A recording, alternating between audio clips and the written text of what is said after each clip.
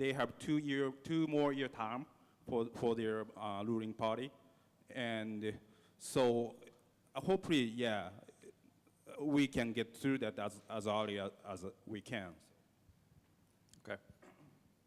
So, we hear a lot about, this kind of notion of big IR licenses and small IR licenses, essentially the big licenses in the bigger cities and the smaller licenses in the smaller cities. When I think about how the Japanese government is the goals of the legalization of the IR's tourism is kind of top of the list. And then I look at a market like Tokyo, and I think to myself, one casino just doesn't seem significant enough to actually drive the type of visitation and the goals that I think the central Japanese government has, or at least what they've publicly stated. And so I don't know that I've read or seen a lot about any prevailing view, for that matter, that in the initial phase that there would be more than one. And so what would you guys think about that? So clearly the bigger cities such as Tokyo and Osaka can probably accommodate multiple casino product. And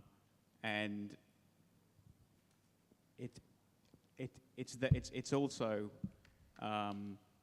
a question of how big that product is and where that product's located as to how big the market is.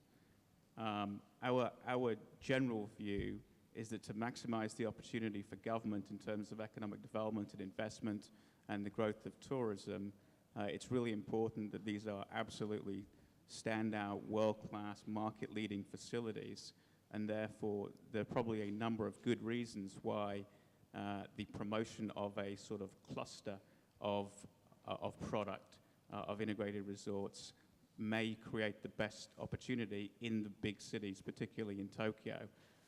It certainly will diversify the sort of investment risk, but it will also increase competition, which is in general a very good thing.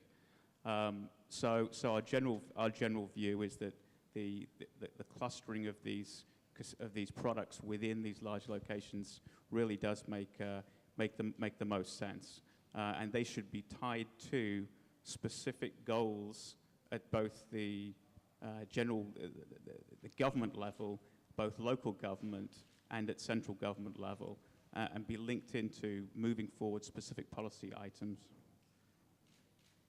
I also think as well that there are a number of great locations throughout Japan for different sized facilities serving different goals, different economic goals.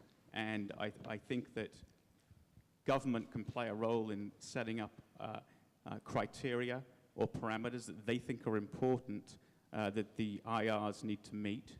And then the local governments can establish whether they're in or out, and the local governments can then establish what their priorities are, and then us as applicants and operators can put together something that is compelling enough to meet all those criteria.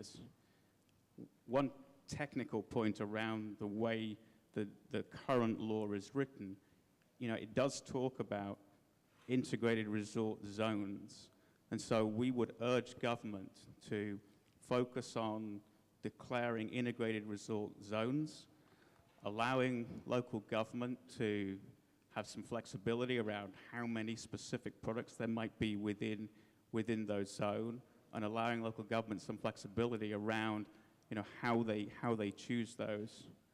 We would also in general encourage that it be sufficient of these of the casinos to be developed in the early stage rather than just a handful.